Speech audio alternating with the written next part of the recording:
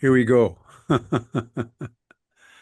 So today's topic is a veil of darkness shall cover the earth, and that comes from Moses 71:61.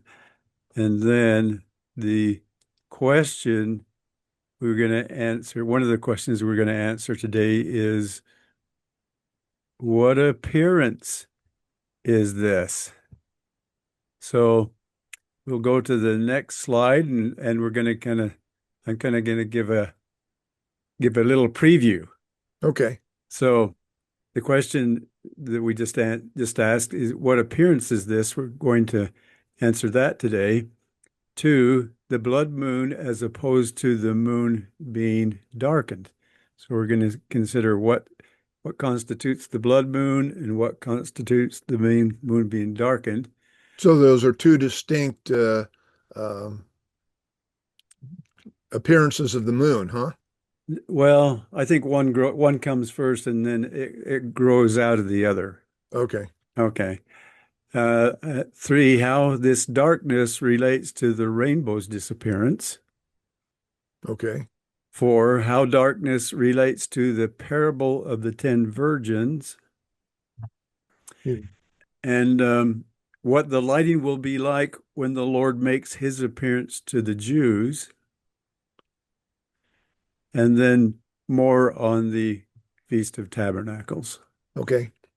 So we'll go to this slide. And what we have here, we have Revelation over here and DNC, you know, 88, 70, 87 to 93. And these are kind of the same thing. And when you mesh them together, they fit like that, they Right. just come together, and because they're talking about the same thing, you're just getting a little different version from DNC 88 than you get from Revelation 6:12 through 17. Okay. So um would you read the red for us in DNC 88 there? All right. For not many days hence, and the earth shall tremble and reel to and fro as a drunken man, and the sun shall hide his face, and shall refuse to give light, and the moon shall be bathed in blood. Okay. And then on the other side, Uh, and I beheld when he had opened the sixth seal, and lo, there was a great earthquake, and the sun became black as sackcloth of hair, and the moon as blood. So, what we learn from over here in Revelation is that this is still the sixth seal. Okay. Okay. So, Christ hasn't come yet, you know, Right. but this whole sequence of events here is about to unfold. So, uh, starting with 88 through 92, Tom, would you read that? You want me to read the ones that are in black? Yep, this area right over here. Okay. Yep. And after your testimony cometh wrath and indignation upon the people.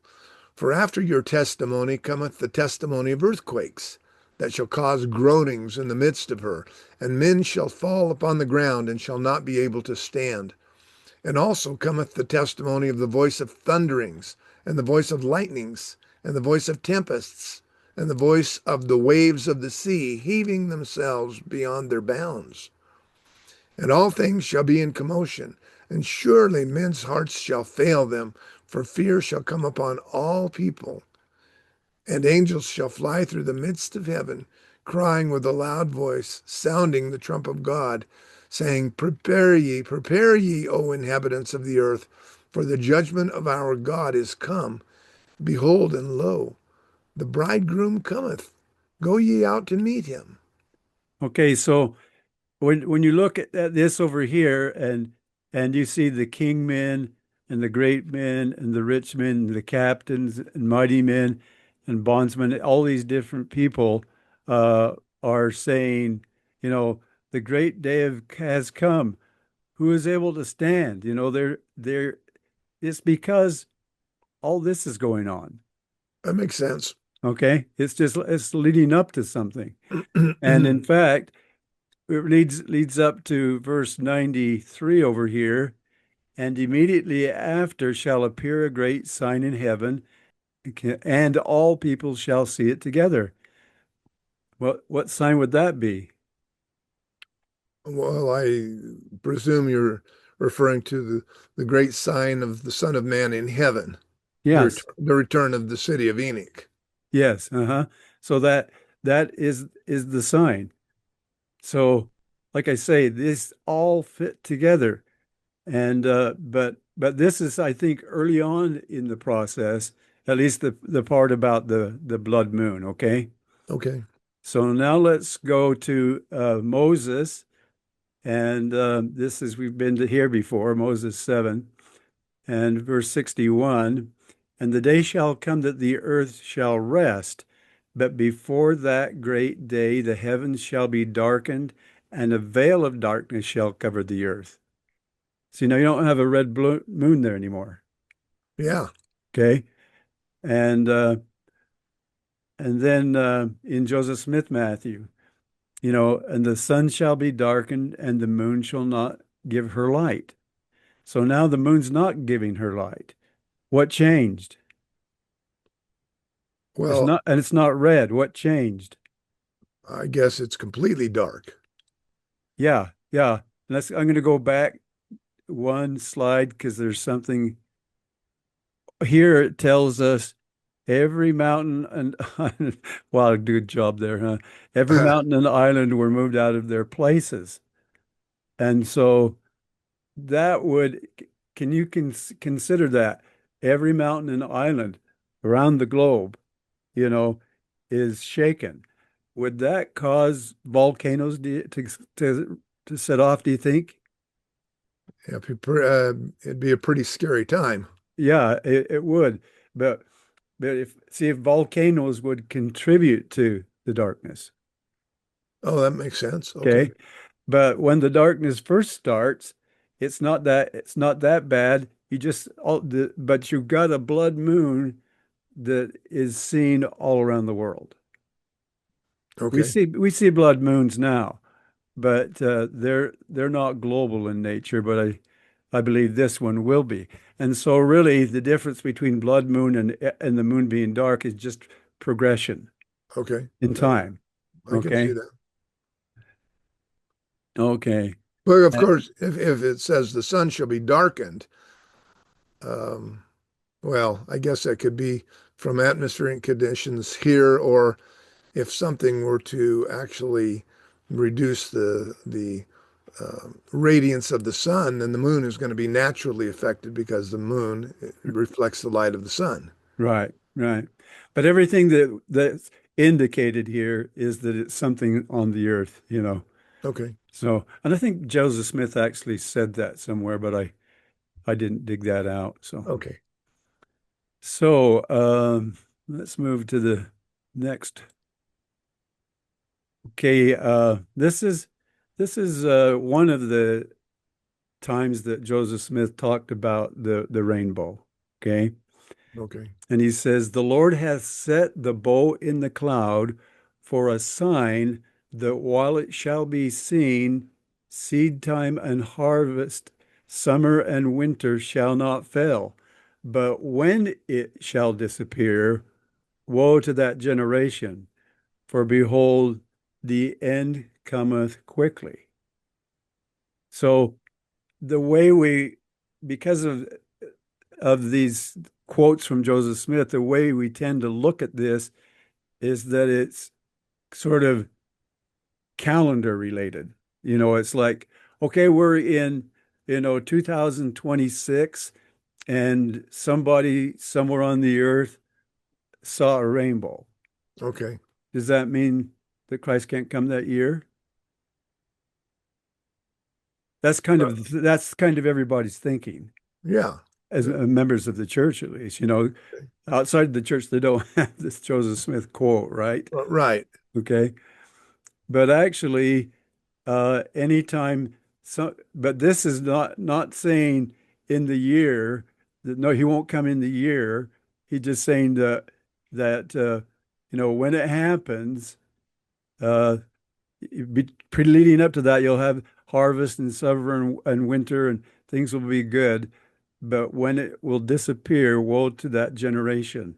For behold, the end cometh quickly. Well, so does that mean that it will disappear from that moment until the end is completely occurred, I, or I, does it mean that it will disappear, be gone for a while, and then come back, but then the end is still coming quickly after that?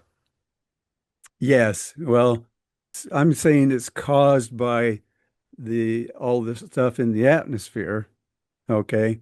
Right. And so when the atmosphere clears up, we'll start to see rainbows again. Okay, but the Okay. sign will have been given. Yeah. All right. So, Okay. but I mean, do we ever see a rainbow at night when it's dark? No, Do we see a rainbow when we got a storm and everything is overcast? Do we see it?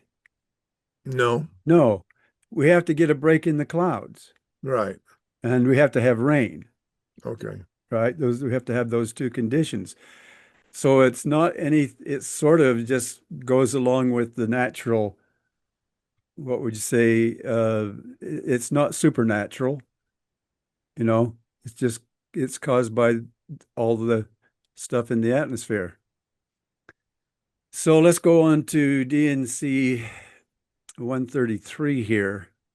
And this is talking about, it says up here, and it shall be said, who is this that cometh down from God in heaven with dyed garments, yea, from the regions which are not known, clothed in his glory, traveling in the greatness of his strength? Okay, so that gives you the context. Okay, that's the return of Christ. Okay, Okay. and it says, and so great shall be the glory of his presence that the sun shall hide his face in shame, and the moon shall withhold its light, and the stars shall be hurled from their places. So this is another place where it talks about darkness. It's the wording's different, but he just says that the sun's not going to give its light and the moon's not going to give its light. And then over here in verse 56, this tells us when this is. It says, when he shall stand upon Mount Zion and the holy city, New Jerusalem. Okay. So this is all associated with his first appearance. All right. Okay. Okay. So let's see, let's go to the next slide. Now we have Matthew 25, which is the parable of the 10 virgins, right? Right. And part of them have oil in their lamps. Maybe they've all got some oil, but they don't have oil to spare. Okay, and so half of them don't have it, and they don't know if they're going to have it when he comes, and so they have to go out and find their oil. Okay, and Correct. while they're gone, the bridegroom comes, but he comes at midnight. Well, it's dark at midnight, isn't it? Right. Yeah. So even though this is in parable form, I mean, after all the bridegrooms, I mean, the virgins represent the church, and the bridegroom is Christ. Okay, and so this telling you that when he comes, it'll be dark. You think that this is the Lord giving a clue to us that that's how the appearance is going to be at that time that he Well, comes? yeah, well, I'm saying, well, we've got these other scriptures that we've been reading, but even when he gives it in parable, he makes the point that that's going to be dark. Okay. Okay. All right. So now here's the really interesting here in Zachariah, because we get a lot of really good information here. So would you read the first 5 verses for us? Behold, the day of the Lord cometh, and thy spoil shall be divided in the midst of thee. For I will gather all nations against Jerusalem to battle, and the city shall be taken, and the houses rifled, and the women ravished, and half of the city shall go forth into captivity, and the residue of the people shall not be cut off from the city. Then shall the Lord go through and fight against those nations as when he fought in the day of battle. And his feet shall stand in that day upon the Mount of Olives, which is before Jerusalem on the east, and the Mount of Olives shall cleave in the midst thereof toward the east and toward the west, and there shall be a very great valley, and half of the mountain shall remove toward the north, and half of it toward the south. And ye shall flee to the valley of the mountains, for the valley of the mountains shall reach unto Azal. Yea, ye shall flee like as ye fled from before the earthquake in the days of Uzziah, king of Judah. And the Lord my God shall come, and all the saints with thee. Okay, so this is talking about the Lord coming to the Jews. Okay, obviously. Right. Okay. And in that little bit of red right there, and all the saints with thee. Okay. So how are we going to get there? What do you suppose will be our ride? Well, the way I've always read it before is that this is referencing the coming of the Lord with all the saints in the city of Enoch, and where it says in Jude, uh, the only chapter of Jude, verse 14, the Lord cometh with 10,000s of his saints or something like that. Okay. Okay. But you said, and the city of Enoch. So I'm saying I don't think we're just going to be hanging out in the air. I think we'll have a ride. You're saying that this includes not only the exalted saints already, but the saints on earth, us, if we're worthy. Yeah. Yeah. Yeah. But and all the saints, because this is his second appearance. He's already come to the first. Okay. And gather. We've discussed this in the previous video, how the Lord sends his angels out to gather all the saints to be there. Okay. Okay.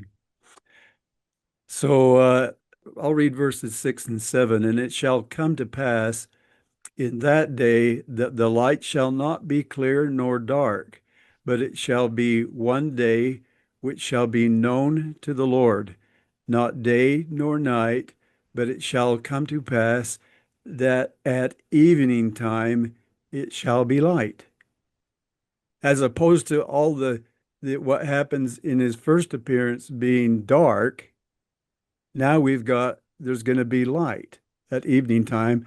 And what does that remind you of? Maybe, Right. The, maybe, the birth of Christ in the Book of Mormon. yeah, and Samuel the Lamanite, right? Right. Because he says 5 years before it happens, he gives a prophecy. He tells them to the day when this is going to happen. Hmm. Okay, and as they get closer to that day, Nephi's getting really nervous because the bad guys are always all saying, "If this doesn't happen on time, we're gonna kill you." Okay, Right. so he's sweating blood and he's on his knees and he's praying to the Lord, and the Lord says, "Ah, don't sweat it, Nephi. Tonight I come into the world." Okay. Okay. So what this is saying is that that same sign that happened at his birth happens when he comes to the Jews later on. So there's that sign when he comes to the Jews as the babe of Bethlehem, and the Right. sign repeats when he comes to them at Jerusalem at the second coming.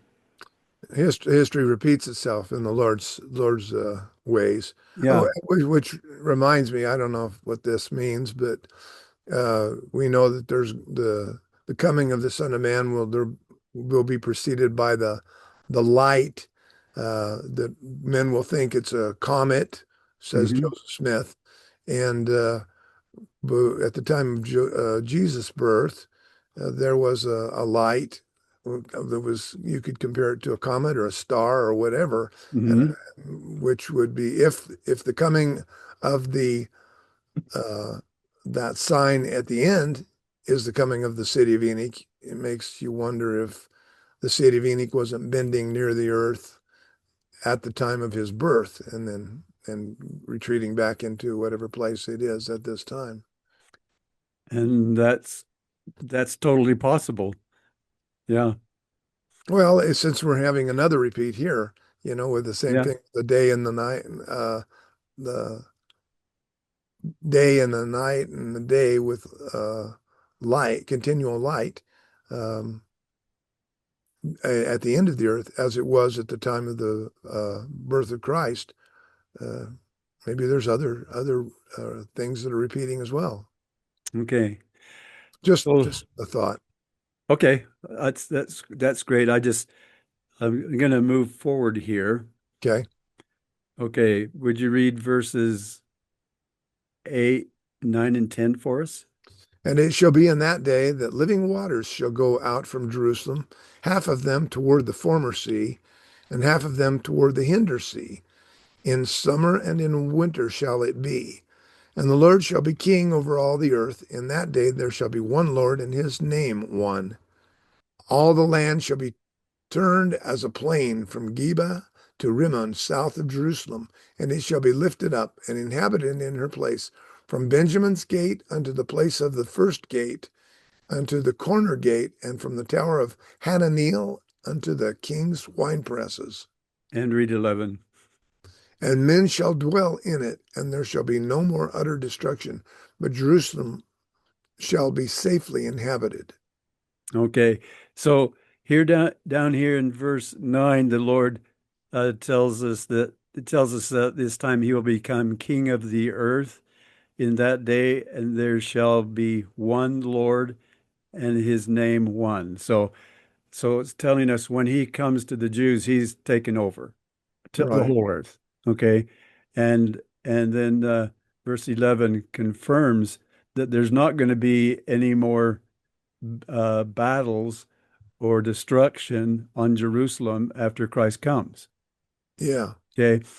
Which if you who is it? Let me think here. Penrose, Charles Oh, W. Penrose, he gives us three events leading up to the second coming, okay. and in the third appearance, he's still talking about war and all this tragic stuff going on and so forth and so on. So he gets it right when he's talking about the Lord's first appearance and second appearance, but in the third appearance, it's not scriptural because that just what we read there in the red just proved it. So he says there still will be wars after the third appearance. Well, destruction, yeah, and all these things going, but here it tells us no, no, no. When the Lord comes to the Jews, we're done with all of that. His second coming is mostly complete. We've still got one more event, and we'll talk about that in another one of our recordings. So if you would start reading at verse 12. How far do you want me to go? Let me just go and I'll stop you. And this shall be the plague wherewith the Lord shall smite all the people that have fought against Jerusalem. Their flesh shall consume away while they stand upon their feet, and their eyes shall consume away in their holes, and their tongue shall consume away in their mouth. And it shall come to pass in that day that a great tumult from the Lord shall be among them, and they shall lay hold every one on the hand of his neighbor, and his hand shall rise up against the hand of his neighbor. And Judah also shall fight at Jerusalem, and the wealth of the heathen round about shall be gathered together, gold and silver and apparel in great abundance. And so great shall be the plague of the horse, of the mule, of the camel, and of the ass, and of all the beasts that shall be in these tents, as this plague. Okay. So after the Battle of Armageddon, there's going to be all this valuable stuff, I guess, because the and then it mentions the heathens. So it sounds to me like the heathens are going to play quite a role, in coming up against Jerusalem. Okay. And there's going to be, you got 200 million. So imagine all of the all of the leftover. I think in another place, it might be Ezekiel, it says they'll have fuel for 7 years, you know. Hmm. And so there's all of this that goes on uh, after the battle. And then I'm gonna read starting at 16. And it shall come to pass that everyone that's left of all the nations which came against Jerusalem shall even go from year to year to worship the King, the Lord of hosts, and to keep the Feast of Tabernacles. So after Christ comes to the Jews, then every year these people are expected to come back and to celebrate the Feast of Tabernacles. Okay. How long do you think that will continue? I don't see an end to it. Okay, so throughout the millennium? Um, well, maybe we need to I have to think about that, uh, but but that's not the point that I'm trying to make here. And let me make my point, okay?